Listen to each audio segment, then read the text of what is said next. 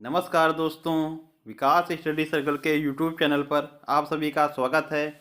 दोस्तों, आज हम लोग 26 जनवरी 2023 से संबंधित जो महत्वपूर्ण करंट अफेयर है उस पर चर्चा करेंगे। तो आप लोग दोस्तों वीडियो के साथ अंत तक अवश्य बने रहें तथा वीडियो को ज़्यादा से ज़्यादा लाइक करें, शेयर करें और चैनल को अधिक से अधिक सब्सक्राइब करें।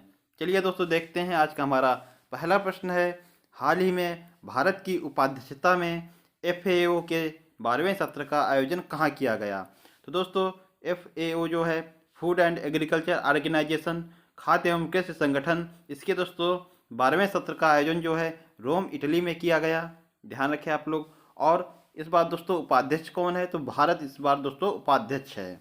और जो फूड एंड एग्रीकल्चर ऑर्गेनाइजेशन है, खाद्य एवं कृषि संगठन, इसकी स्थापना की बात की जाए तो दोस्तों स्थापना हुई है 16 अक्टूबर 1945 को। इसीलिए दोस्तों 16 अक्टूबर को प्रत्येक वर्ष विश्व खाद्य दिवस मनाया जाता है। विश्व खाद्य दिवस, खाद्य दिवस, ध्यान रखें दोस्तों। और जो खाद्य एवं कृषि संगठन FAO है दोस्तों, इसका मुख्यालय कहाँ है? तो रोम इटली में दोस्तों इसका मुख्यालय है। ध्यान रखें आप लोग। इस बार दोस्तों मैंने बताया कि उपाध्यक्ष कौन है, तो भारत है। और भारत की ओर से इसमें दोस्तों डॉक्टर BN त्रिपाठी नेतृत्व करेंगे। ध्यान रखिएगा आप लोग दोस्तों। तो FAO के 12वें सत्र का आयोजन कहाँ किया गया? रोम इटली में।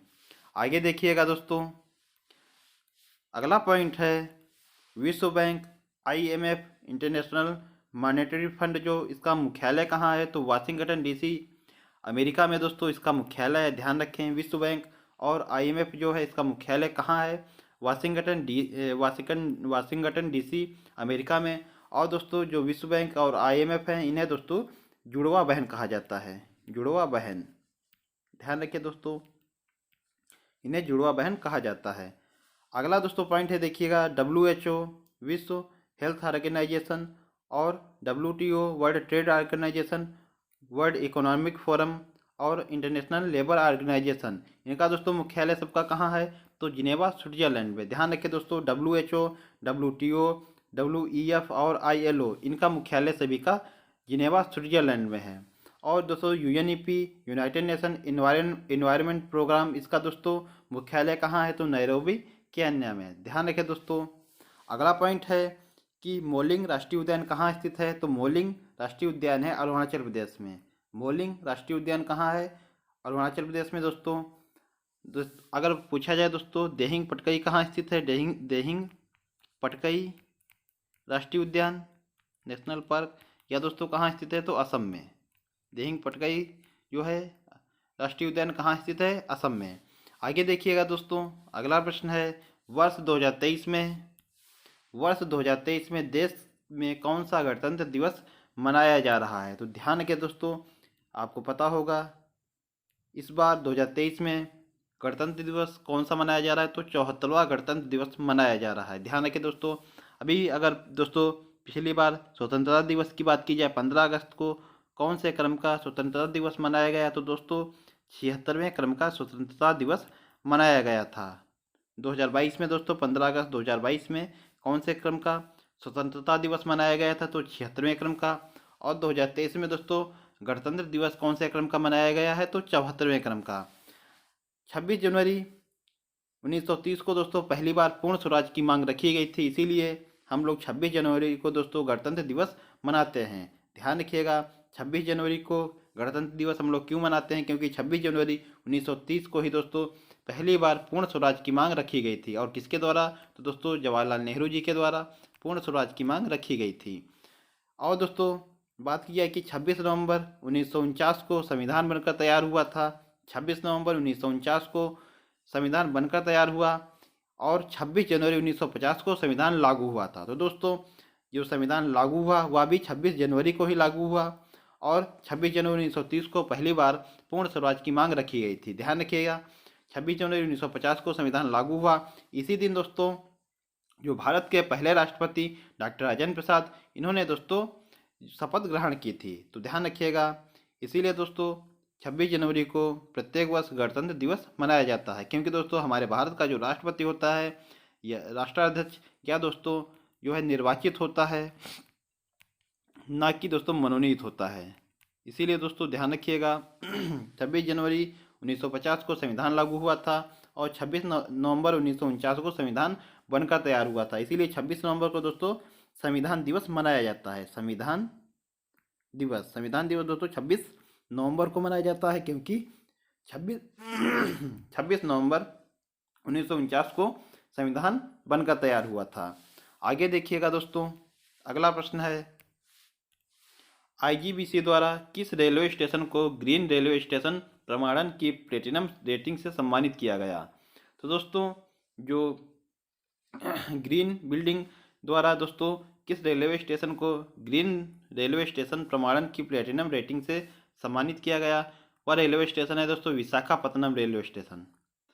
आगे देखिएगा दोस्तों, अगला है, ऊंचाई मापने के लिए किसका उपयोग किया जाता है? तो दोस्तों ऊंचाई मापने के लिए अल्टीमीटर का उपयोग किया जाता है। ऊंचाई मापने के लिए किसका प्रयोग किया जाता है? अल्टीमीटर का। अगला है प्रश्न, भारतीय नौसेना द्वारा हिंद महासागर में कौन सा युद्धाभ्यास आयोजित किया जा रहा है? तो दोस्तों हिंद महासागर में भारतीय नौसेना के द्वारा ट्रोपेक्स जो युद्धाभ्यास है वह आयोजित किया जा रहा है। यह दोस्तों युद्धाभ्यास जो है यह नौसेना का सबसे बड़ा युद्धाभ्यास है। लगभग दोस्तों यह 3 महीने तक चलेगा और युद्धाभ्यास है दोस्तों द्विवार्षिक युद्धाभ्यास है। यह भी ध्यान रखें कि द्विवार्षिक युद्धाभ्यास है, नौसेना का सबसे बड़ा युद्धाभ्यास है, लगभग 3 महीने तक यह चलेगा। बात की जाए दोस्तों साइक्लोन फर्स्ट 2023 युद्धाभ्यास की, तो यह भारत और मिस्र के मध्य दोस्तों आयोजित किया गया। और कहाँ आयोजित हुआ? तो राजस्थान में दोस्तों इसका आयोजन किया गया है। साइक्लोन फर्स्ट इसका दोस्तों आयोजन भारत और मिस्र के मध्य किया गया। अभी इस बार दोस्तों 26 जनवरी 2023 को दोस्तों गणतंत्र दिवस की परेड पर दोस्तों मुख्य अतिथि हमारे कौन थे? तो दोस्तों मिस्र के जो राष्ट्रपति हैं वह दोस्तों मुख्य अतिथि के रूप में इस 2023 में उपस्थित थे। ध्यान रखिए दोस्तों, अब मिस्र के राष्ट्रपति कौन है? तो अब्देल फतेह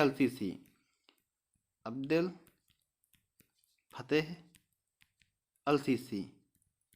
ध्यान रखिएगा दोस्तों, इस बार जो मिस्र के राष्ट्रपति अब्देल फतेह अल सीसी हैं वह गणतंत्र दिवस पर मुख्य अतिथि थे। आगे देखिएगा, रेणुका झील कहाँ स्थित है? तो दोस्तों जो रेणुका झील है यह हिमाचल प्रदेश में स्थित है। हिमाचल प्रदेश में दोस्तों हिमाचल प्रदेश के सीएम कौन है? तो सुखविंदर सिंह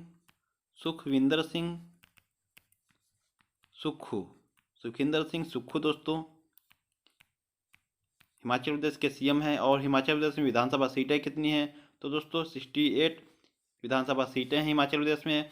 और दोस्तों अभी आपको पता होगा हिमाचल प्रदेश ने ही जो हिमाचल प्रदेश के मुख्यमंत्री सुखविंदर सिंह सुक्खू जी हैं, इन्होंने हिमाचल प्रदेश को कब तक हरित प्रदेश के रूप में परिवर्तित करने का लक्ष्य रखा है? तो दोस्तों 2025 तक जो हिमाचल प्रदेश के मुख्यमंत्री हैं इन्होंने दोस्तों हिमाचल प्रदेश को हरित प्रदेश बनाने का लक्ष्य रखा है। ध्यान रखिएगा। आगे देखिएगा, अगला प्रश्न है, सरकार के कॉमन सर्विस सेंटर अकादमी द्वारा किस निजी कंपनी के साथ मिलकर साइबर संगिनी कार्यक्रम प्रारंभ करने की घोषणा की गई? तो दोस्तों सरकार के जो कॉमन सर्विस सेंटर अकादमी है और किस निजी कंपनी के साथ मिलकर साइबर संगिनी कार्यक्रम प्रारंभ करने की घोषणा की गई? तो ओप्पो इंडिया जो है इसके द्वारा और कॉमन सर्विस सेंटर अकादमी द्वारा साइबर संगिनी कार्यक्रम प्रारंभ किया गया। उद्देश्य इसका क्या है? तो ग्रामीण या जो अर्ध शहरी महिलाओं को साइबर सुरक्षा के लिए जागरूक करना, यह दोस्तों इसका उद्देश्य है। ग्रामीण और अर्ध शहरी जो महिलाएं हैं इनको साइबर सुरक्षा के लिए जागरूक करना। इसमें दोस्तों 45 दिन का जो है पाठ्यक्रम चलेगा और 45 दिन का पाठ्यक्रम चलाकर दोस्तों 10,000 साइबर संगिनी तैयार करने का लक्ष्य रखा गया है। ध्यान रखिएगा दोस्तों, 45 दिन का कार्यक्रम चलाकर 10,000 साइबर संगिनी तैयार करने का लक्ष्य रखा गया। और इसमें दोस्तों कौन कौन से 2 सहयोगी हैं? तो कॉमन सर्विस सेंटर अकादमी और ओप्पो इंडिया। इम्पॉर्टेंट है दोस्तों, ध्यान रखिएगा आप लोग। आगे देखिएगा, अगला प्रश्न है, 25 जनवरी 2023 को हिमाचल प्रदेश द्वारा 53वां स्थापना दिवस मनाया गया। इस राज्य की स्थापना किस वर्ष की गई थी? तो 25 जनवरी 2023 को हिमाचल प्रदेश का 53वां स्थापना दिवस मनाया गया है। इसकी स्थापना दोस्तों वर्ष 1971 को हुई।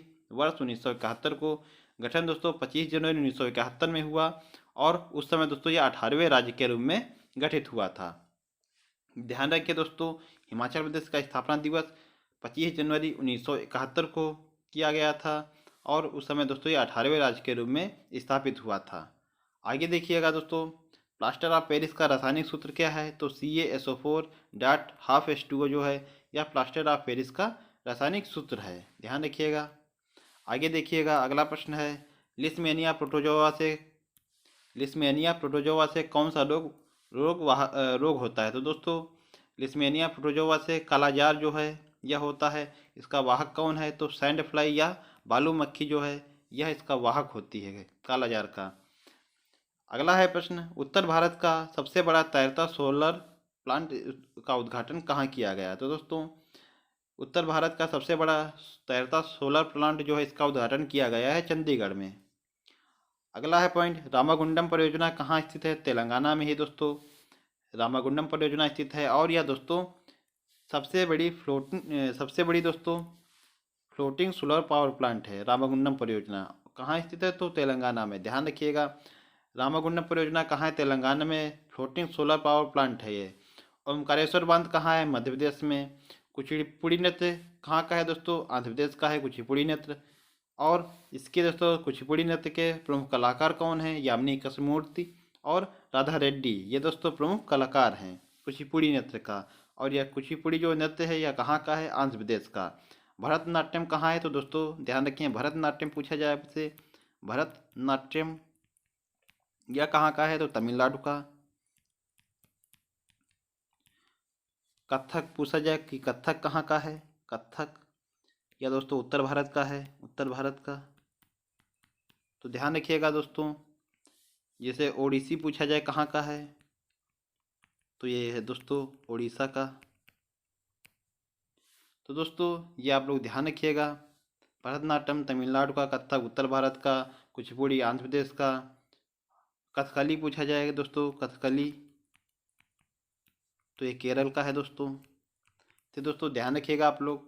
आगे देखिएगा, अगला प्रश्न है, नलबाना पक्षी अभ्यारण्य कहाँ है? नलबाना पक्षी अभ्यारण्य कहाँ है?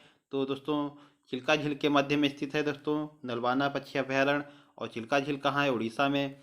यह दोस्तों भारत की सबसे बड़ी खारे पानी की झील, सबसे बड़ी खारे पानी की झील, खारे पानी की झील, ध्यान रखिए दोस्तों। आगे देखिएगा, अगला प्रश्न है, भारत की पहली महिला मुख्य निर्वाचन आयुक्त कौन है? तो दोस्तों भारत की पहली महिला मुख्य निर्वाचन आयुक्त हैं रमा देवी। और वर्तमान में दोस्तों मुख्य निर्वाचन आयुक्त कौन है? तो राजीव कुमार, राजीव कुमार।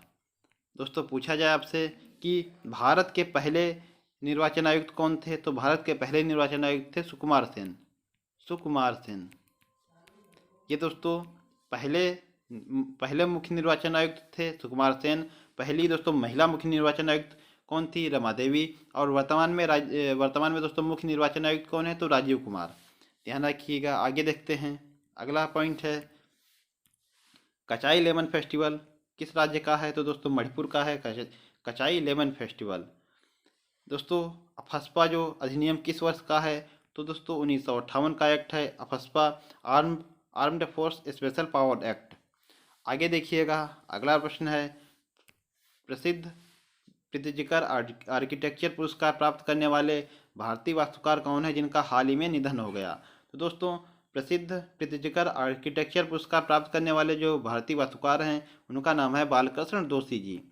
ध्यान रखिएगा दोस्तों, 2018 में इन्होंने प्रित्जिकर अवार्ड जो है प्राप्त किया था। और यह दोस्तों आर्किटेक्चर का नोबेल पुरस्कार बोला जाता है। जो प्रित्जिकर अवार्ड है इसे आर्किटेक्चर का नोबेल पुरस्कार बोला जाता है, नोबेल पुरस्कार, ध्यान रखिएगा।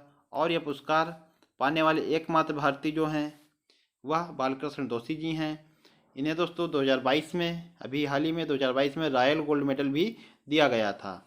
और इन्हें दोस्तों इस बार 2023 में अभी दोस्तों जो पद्म पुरस्कारों की घोषणा हुई है, पद्म पुरस्कारों की, तो इन्हें दोस्तों पद्म विभूषण सम्मान भी दिया गया है, पद्म विभूषण, ध्यान रखिएगा दोस्तों। इम्पॉर्टेंट प्रश्न है, आपसे पूछा जा सकता है बालकृष्ण दोषी जी के बारे में कि किस क्षेत्र से संबंधित थे? तो दोस्तों आर्किटेक्चर से संबंधित थे। और इन्हें प्रीतजिकर अवार्ड कब दिया गया? तो 2018 में। रॉयल गोल्ड मेडल कब दिया गया? 2022 में। और 2023 में दोस्तों इन्हें पद्म विभूषण सम्मान दिया गया है। आगे देखिएगा, अगला प्रश्न है, वैश्विक स्टैक डेवलपर सम्मेलन 2023 का आयोजन कहाँ किया गया? तो दोस्तों जो वैश्विक स्टैक डेवलपर सम्मेलन 2023 का आयोजन नई दिल्ली में किया गया है। नीति आयोग की बात की जाए दोस्तों, नीति आयोग के अध्यक्ष जो भारत के प्रधानमंत्री होते हैं वह नीति आयोग के अध्यक्ष होते हैं। उपाध्यक्ष वर्तमान में कौन है? तो सुमन के बेरी जी वर्तमान में उपाध्यक्ष हैं। और सीईओ कौन है? तो परमेश्वर अय्यर जी जो हैं यह वर्तमान में नीति आयोग के सीईओ हैं। अंतिम प्रश्न दोस्तों देखिएगा, 26 से 31 जनवरी तक पर्यटन मंत्रालय द्वारा लाल किले में 6 दिवसीय मेगा इवेंट भारतवर्ष का आयोजन किया जाएगा। तो दोस्तों 26 से 31 जनवरी तक पर्यटन मंत्रालय द्वारा लाल किले में 6 दिवसीय मेगा इवेंट, जिसका नाम क्या रखा गया है? भारत पर्व, इसका जो है आयोजन किया जाएगा। तो दोस्तों ध्यान रखें, ये थे हमारे आज के कुछ महत्वपूर्ण प्रश्न जो दोस्तों करंट अफेयर के दृष्टि से बहुत ही महत्वपूर्ण थे। आशा करता हूँ आप लोगों को वीडियो पसंद आया होगा। दोस्तों वीडियो को बहुत अच्छे तरीके से देखें, प्रश्न जो हैं काफ़ी इम्पॉर्टेंट हैं। चलिए दोस्तों मिलते हैं अपने अगले वीडियो में, तब तक के लिए आप लोगों को बहुत बहुत धन्यवाद। जय हिंद दोस्तों।